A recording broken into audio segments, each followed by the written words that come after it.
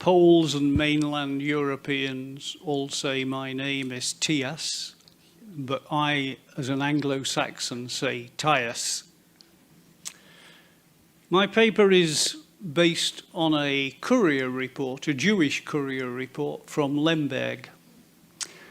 On the 23rd of August 1944, King Michael of Romania decided to switch sides from the Axis to the Allies.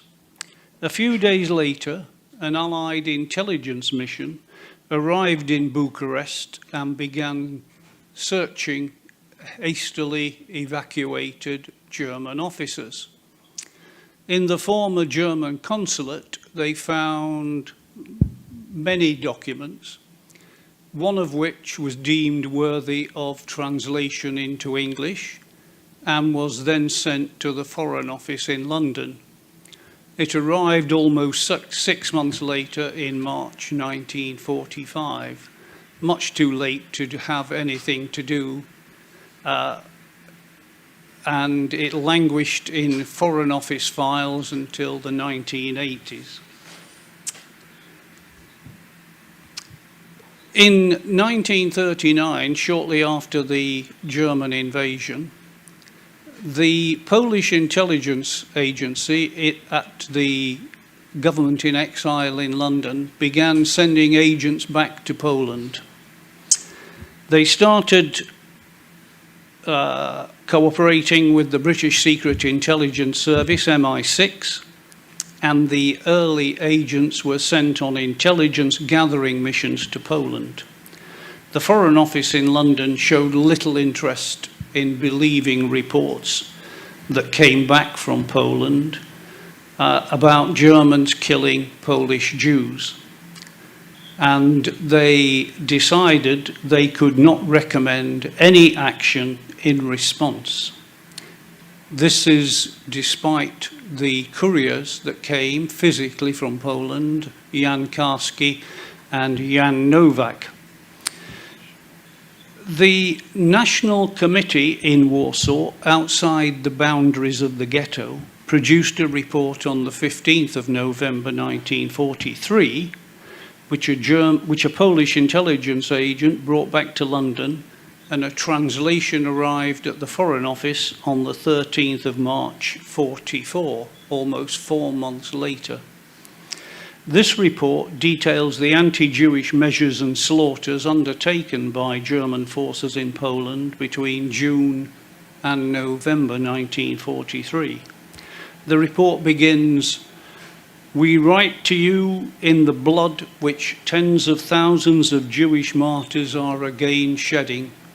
We in Poland are now going through the epilogue of our terrible tragedy.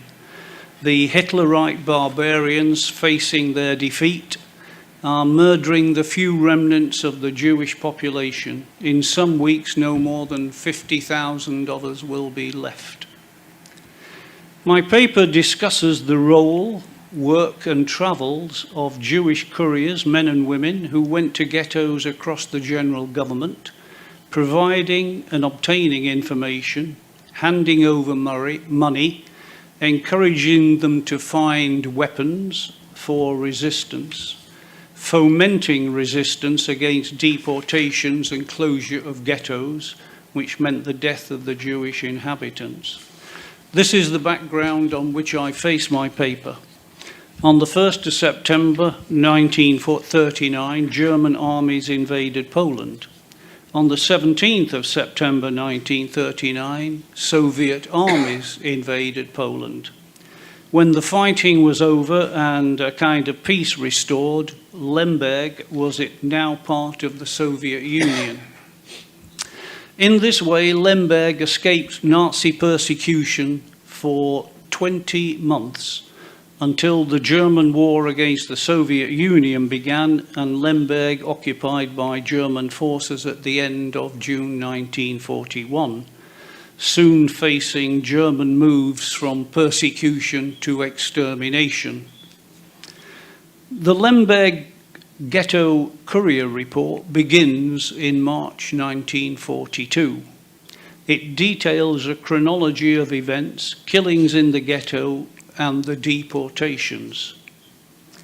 On the 12th of March 1942, the report dates the first German notification of an impending action. The Judenrat was ordered to make available 33% of the Jewish population for transfer to labor camps. The Jewish population at this time was about 160,000. A German recruiting board met with Judenrat representatives at the Sobieski School in Lemberg. A figure of 18,000 Jews was agreed instead of about 50,000. The Courier report says this first action lasted 3 weeks from the 12th of March. The transport by rail of these first Jews from Lemberg was no doubt timed to be among the first victims of Aktion Reinhardt.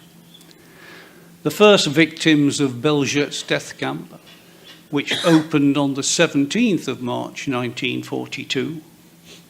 The 18,000 Lemberg Jews deported to Belzert's over the next 2 weeks would help to ensure smooth running of the German chosen system of destruction using adopted gas chambers.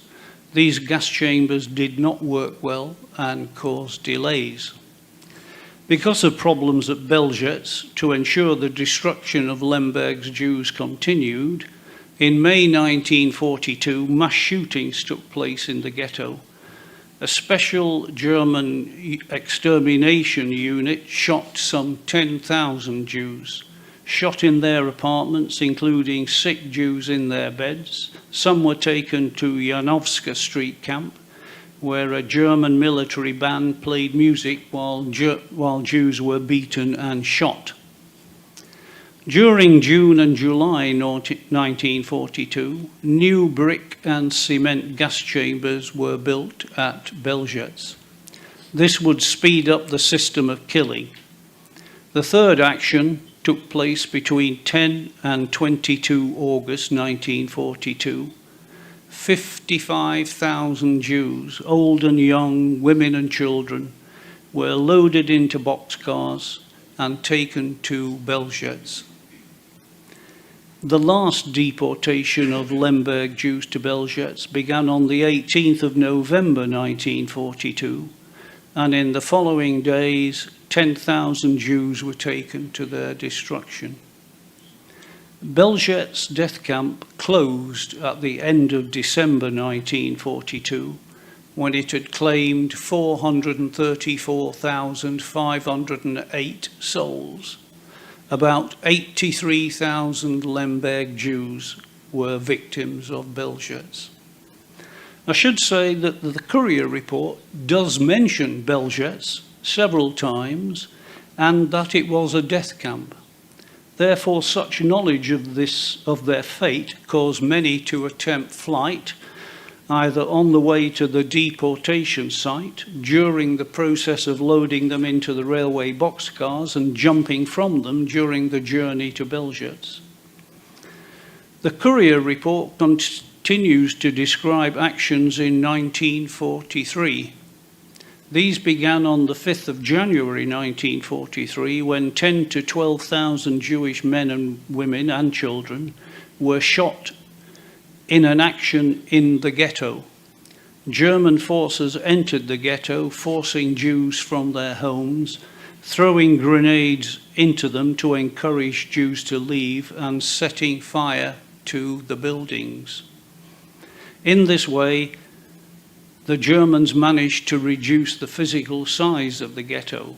Some Jews were brought out and others taken to Janowska's camp and shot there. On the 21st of May 1943, some 5,000 Jews were deported. The report says to Belzert's, but Belzert's had already closed, and they were probably taken to Sobibor, another Aktion Reinhardt camp. An action on the 2nd of June 1943 resulted in the Germans again setting fire to what was now a smaller ghetto. All the Jews captured were taken to Janowska camp, where they were shot and their bodies burned. All that now remained was a Judenlager with 3,000 to 4,000 working Jews. This Courier report is mostly accurate, has merit, and I fully document it in my paper. The information in the report is not from a Jew in the street. It is far too detailed for that, and I believe the information came from someone employed in the Judenrat. Who was the Courier? I did contact Yad Vashem and the Central Zionist Archives in Israel, and both denied any knowledge of any similar couriers coming from Poland and arriving in Palestine. So who was the Courier? I believe it was a middle-aged Jewish woman in her late 30s or early 40s. Why? A man of similar age would be subject to military draft and would have to have extremely good identity papers to avoid that. I consider it highly unlikely that the Courier went along some Jewish underground or non-Jewish underground railway, walking or taking local buses. I think this was far more hazardous than good false papers and a railway ticket from Lemberg to Bucharest. I believe that this woman, back in the early 1930s, had visited Palestine with Hashomer Hatzer and had worked on a kibbutz for a short time.